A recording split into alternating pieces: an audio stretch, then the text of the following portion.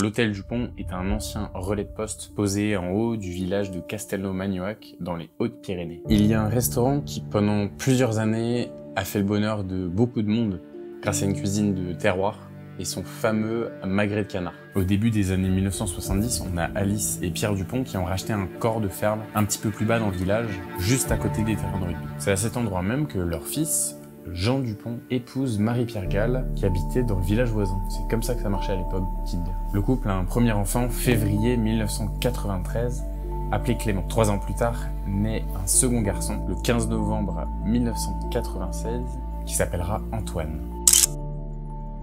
Bonjour à tous, je suis très content de vous retrouver aujourd'hui. Ça a été difficile ce qu'a vécu le groupe France, c'est difficile pour nous aussi spectateurs de voir notre capitaine qui a été aussi mal, mais aujourd'hui j'aimerais bien qu'on retire un petit peu cette histoire qui a été très négative. Il l'a dit lui-même maintenant, touché mais pas coulé, il va rejoindre le groupe France, il va être là à 100% et il sera là dès qu'il peut avec l'équipe. Donc c'est pour ça que j'aimerais plus qu'aujourd'hui on parle de son parcours, parce que je m'y suis intéressé, il y a un petit bouquin, donc Destin Champion, qui résume vraiment plein d'anecdotes. D'ailleurs il y a un petit passage assez drôle qui dit que quand il était en CP, il jouait déjà au foot avec les CM2. Donc ça a montré que le bonhomme il avait des facilités dans tous les sports. À l'école, quand tu jouais et que tu avais l'âge d'un CP avec les CM2, t'étais le Kylian Mbappé du collège en fait.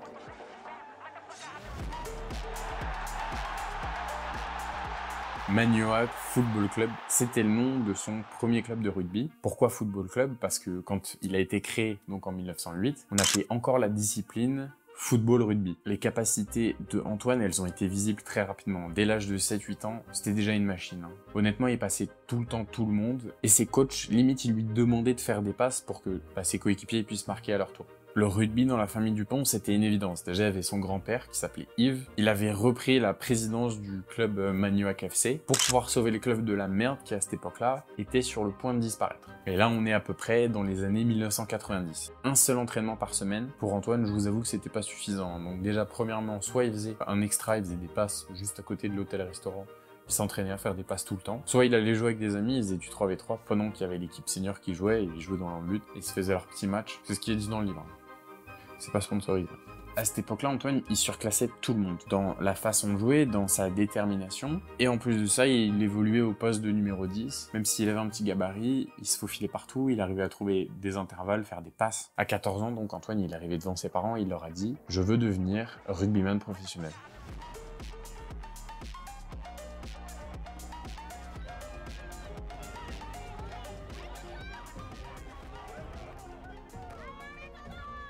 Fin d'été 2011, Antoine il a intégré le FC Auch qui était à une trentaine de kilomètres de Castelnau-Magnoac. Pour faire simple, c'est un club qui regroupe les meilleurs joueurs de la région, on est d'accord. La deuxième saison, d'ailleurs, le club a recruté Anthony Gelon. Et ce duo-là, vous le savez que dans le passé, ils ont fait des ravages et continuent à en faire aujourd'hui plutôt pas mal, on va pas se le cacher. Cette année-là, Auch fait une très belle saison avec une seule défaite contre Brive en phase de poule. Et après avoir réussi à se qualifier pour les grandes phases finales, on se retrouve donc le 25 mai 2014 pour un match entre les deux meilleures équipes juniors. C'était le meilleur niveau que tu pouvais avoir à cet âge-là. Il y a même un reportage qui est sorti il y a pas très longtemps à la télé entre le Racing et le FC Auch. Ça a été une finale assez incroyable, et surtout la fin aussi, l'anecdote de la fin, elle est assez impressionnante.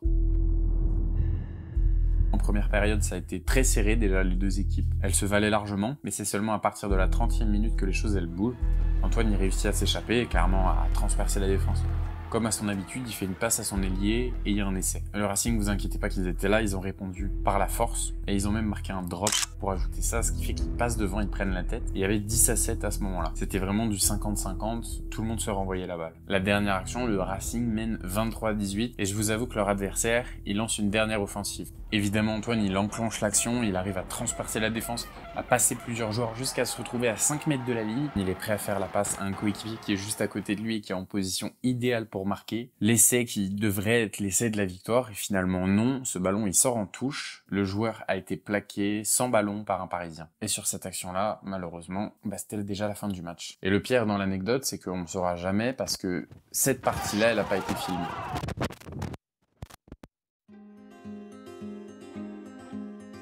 Après cette dernière année malheureusement triste, qui finit pas très bien sur cette finale, Antoine rejoint le Castres Olympique pour continuer sa formation et son rêve de devenir rugbyman professionnel. Le 26 octobre 2014, c'est une date assez importante pour Antoine parce que nous sommes à la 69e minute d'un match de Coupe d'Europe entre Castres et le Leinster. Et à cette époque-là, je vous avoue qu'Antoine, il a même pas 18 ans, mais pourtant il fait déjà partie des plus grands et il rentre en jeu. À l'époque, c'est clairement un joueur respectueux, il écoute les autres et surtout, il est clairement là pour toucher du ballon, pour jouer et pour montrer ses qualités et aider son équipe à remporter un maximum de titres. À son entrée sur le terrain, il reste que 10 minutes, sachant qu'il joue donc contre les triples champions d'Europe. Voilà, il peut pas faire des miracles, surtout en 10 minutes, mais c'est sa première expérience avec le numéro 23 devant 10 000 spectateurs. Cette année avec son équipe, donc il signe 12 apparitions, notamment avec 2 en tant que titulaire. Donc c'est pas énorme. Il inscrit d'ailleurs son premier essai en janvier 2015. La suite, ça a été un petit peu plus compliqué pour Antoine parce qu'on a donc le coach principal qui avait recruté Antoine qui s'est vu écarté et il a été remplacé par un autre coach. Et au rugby, vous le savez comme moi qu'il y a de la concurrence, même si aujourd'hui Antoine c'est un titulaire indiscutable. À ses débuts, c'était pas le cas et encore heureux. On avait donc Rory qui lui faisait de l'ombre et qui malheureusement lui permettait pas de se développer comme il voudrait. Donc Antoine, il a 19 ans, il y a un joueur qui est devant lui, et en plus de ça, il avait du mal avec les nouvelles consignes de son coach. Donc voilà, pas facile. Et malheureusement, j'ai encore une mauvaise nouvelle, c'est qu'il va finir, en plus de ça, 3e demi de mêlée, derrière une nouvelle recrue de Carcassonne qui s'appelle Julien Seron. Septembre 2015, le coach, il laisse une chance à Dupont et il le fait jouer à l'ouverture. Alors oui, c'est pas son poste de base, mais je vous avoue que justement, Antoine, il a au moins cette qualité, c'est qu'il dit rien. Il s'en fout, il dit « Parfait, je joue, tant mieux ». Le mec, il est parti jouer et en plus de ça, il a fait son meilleur match. Il a fait une très belle performance contre Ajax et il marque même son 2e essai professionnel et pourtant, même après ça, il se retrouve encore une nouvelle fois sur le banc. Un seul match, ça suffit pas. Il y a un point positif pour Antoine, c'est qu'il s'éclatait quand même sous le maillot tricolore. Et il a intégré aussi l'équipe France U17 quand il était en 2e année de cadet. En 2016, par exemple, il participe pour la 2e fois au tournoi Destination avec les moins de 20 ans. Et quel match, même quelle prestation. Ils ont clairement fini par remporter cette confrontation contre l'Écosse. Et il finit homme du match. Sachant que cette année-là, l'équipe de France termine 2e du classement Destination derrière le Pays de Galles. On est bien sûr dans les U20, dans l'équipe junior, mais ça reste quand même un bon niveau. En 2016, par la suite, il est appelé pour participer au championnat du monde junior. Ça aussi, c'est une très grande expérience. Bon, en 2016, c'était pas la même chose. Ça se déroulait en Angleterre déjà du 7 au 25 juin 2016. Il y avait d'ailleurs son colocataire, Anthony Gelon, qui a participé avec lui. Et pourtant, comme je vous l'ai dit, ça n'a pas été facile pour l'équipe de France junior. Parce qu'ils ont subi 2 défaites, une contre l'Argentine et une contre l'Afrique du Sud. Voilà, il n'y a pas beaucoup de monde, à part Antoine, qui ressortait un petit peu du lot et qui a apporté cette petite fraîcheur et ce petit espoir. Il n'y avait rien de positif. En 3 titularisations, il inscrit 5 essais et la France termine quand même 9e sur 12. Donc c'est pour dire que c'est loin de la première place qu'on a depuis je ne sais combien de temps là. Tous ces événements, ça a pris à Antoine à vraiment être patient, à travailler bien, à travailler dur, intelligemment, et il savait que les résultats viendraient. Et sa 3e année avec Castres, elle confirme son talent et sa montée en puissance avec ce club. En 2016-2017, on voit que le travail commence à payer. Il devient de plus en plus décisif, il crée des intervalles, il arrive à marquer des essais. D'ailleurs, sur 35 rencontres, il arrive à marquer 7 essais, dont un doublé contre Brive et un essai contre Bordeaux. Je sais pas si je vais pouvoir retrouver la vidéo, mais il paraît qu'il traverse clairement toute la défense.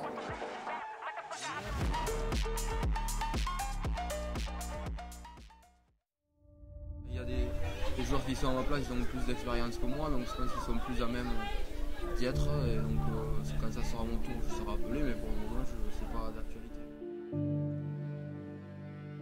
L'information tombe le 8 mars 2017, 3 jours avant la 4e journée du tournoi des 6 nations. Le demi-mêlée Maxime Machenaud, touché à la cuisse, est incertain pour la rencontre Italie-France. En club, il est toujours dans l'ombre derrière Rory, mais c'est justement sa performance contre les Barbarians qui lui a permis de rejoindre ce groupe France. À 20 ans, Antoine, il s'apprête à découvrir le 15 de France. Il était en cours à l'université de Toulouse. Il est étudiant donc en première année de STAPS. Et je peux vous garantir que quand il a appris la nouvelle, il est retourné chez lui, il a fait sa valise et il est parti rejoindre le Centre national de rugby de Marcoussis. La nouvelle, elle a très bien été accueillie à Castelnau-Magnoac, mais pourtant un petit peu moins à Castres. J'ai l'impression que son coach, vas-y, il voulait le faire à chaque fois. Il était pas méchant, mais blessant. Il disait soi-disant qu'Antoine, il était pas prêt. Je considère qu'il a encore pas mal de choses à apprendre. Espèce de jaloux, quoi. Clairement, justement, il va apprendre 4 fois plus vite en étant en équipe de France. Il a passé la première nuit dans le dortoir réservé aux moins de 20 ans. Il se trouve qu'il était tout seul, ça.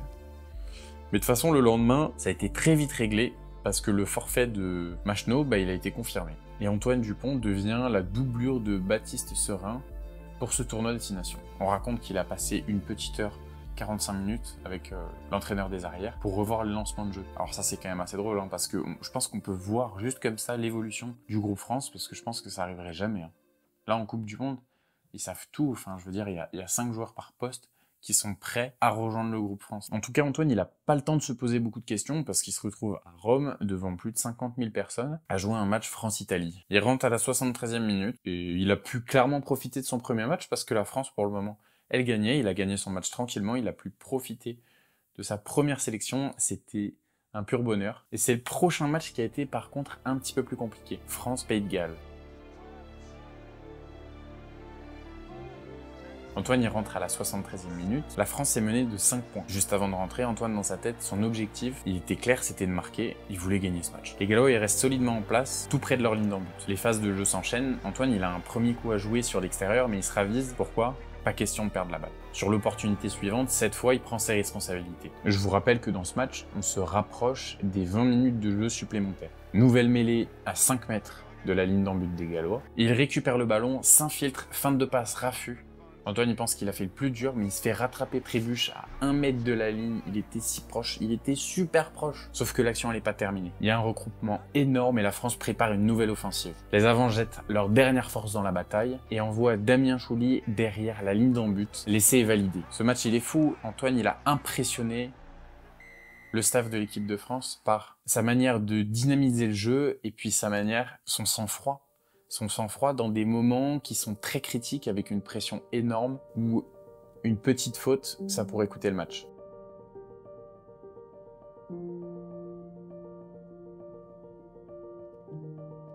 Le Stade Toulousain suivait Antoine depuis plusieurs années, ils avaient même fait une première approche en 2014, mais Antoine il souhaitait faire son apprentissage dans un club moins prestigieux. Je vous rassure que de porter le maillot du rouge et noir, c'était l'un des rêves de Antoine, et il a eu la lucidité de dire non pour se donner un maximum de temps avant de rejoindre ce club. Il réalise donc son rêve et il enfile la mythique tenue du rouge et noir à seulement 20 ans. Il a commencé par signer un contrat de 3 ans. Été 2017, Antoine y pose ses valises donc à Toulouse. Il s'impose de plus en plus parce qu'à 21 ans, avec ses 1m74 pour 82 kg, pour un numéro 9, c'est incroyable, clairement. C'est facile pour Antoine. Ses 5 premiers matchs, il a inscrit 5 essais. Donc c'est plutôt prometteur, quoi. Si tu te mets pas titulaire, il y a un peu un problème, quoi.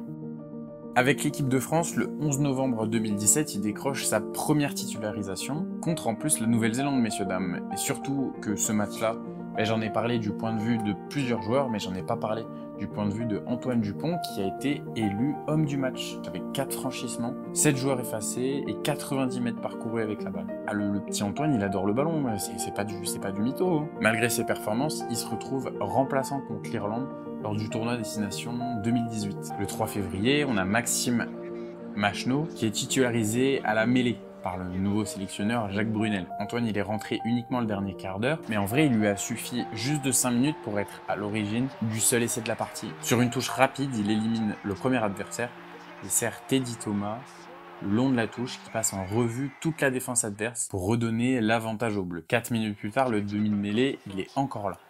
Il sort un ballon, fin de passe et revient intérieur pour éliminer son adversaire. Sur ce changement de direction, il perd ses appuis, Antoine reste au sol alors que le jeu se poursuit un petit peu plus loin. Sauf que ça va pas parce qu'il grimace et je vous avoue qu'il se tord de douleur. Son genou droit, il est retourné.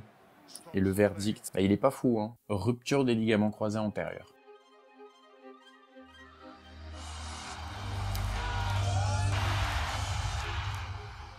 Tous les rugbyman français rêvent de jouer un jour une finale de top 14 et de remporter ce titre. Mais pour avoir la chance de le soulever un jour, il faut être capable de tracer sa route dans une compétition semée d'embûches. C'est ce qu'ont réussi à faire Antoine et son équipe lors de la saison 2018-2019.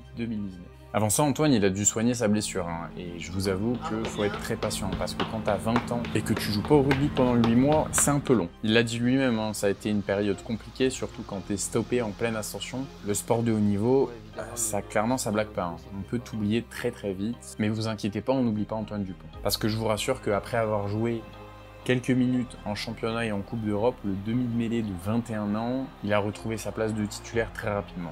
Clairement, il est décisif cette saison. J'ai comme exemple la 8e journée du top 14 contre Perpignan.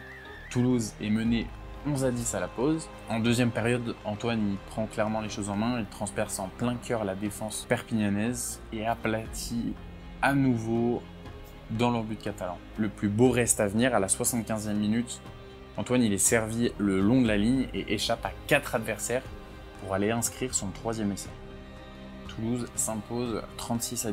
Ça veut dire que cette saison-là, le Stade Toulousain a bouclé les phases régulières avec une première place et un bilan de 21 victoires sur 26 matchs. Le 8 juin, Antoine il est titulaire à Bordeaux pour la demi-finale contre La Rochelle. À la 13e minute, il est juste derrière une magnifique poussée de ses avants, récupère le ballon face au poteau, il sert Thomas Ramos et c'est magnifique. Une semaine plus tard, la 120e finale de l'histoire du championnat de France réunit les deux meilleures équipes de la saison régulière. Toulouse retrouve l'ASM Clermont-Auvergne. Antoine permet à son équipe de prendre l'avantage, le demi-mêlée est juste à côté de ses avants. Il sort le ballon à côté droit. L'action est conclue par Johan qui aplatit en coin.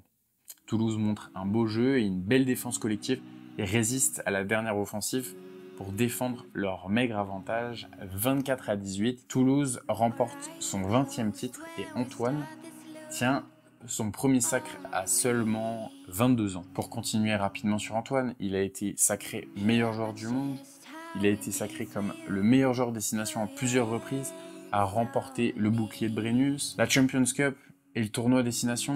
Merci Antoine pour tout. Le rugby, c'est un sport d'équipe, mais tu as réinventé le jeu ces dernières années avec tes qualités individuelles. Tu sais aussi comment jouer avec tes partenaires à la perfection, tu restes humble et tu travailles dur pour être meilleur chaque jour. Et juste pour ça, un grand merci. Enfin, je pense pas il verra cette vidéo, mais c'est fou comment ces joueurs-là ils nous font rêver. Hein. Merci à toi d'avoir regardé cette vidéo, de prendre de ton temps, c'est très apprécié. Et je te dis à la prochaine, prends soin de toi, prends soin de ta famille et on se retrouve très vite dans une prochaine vidéo. Il faudra mieux prier pour qu'Antoine ne reprenne pas un coup à la tête. Hein. Après, les probabilités, techniquement, elles sont minimes, mais elles restent quand même là. Donc, une chose, il faut prier pour Antoine Dupont.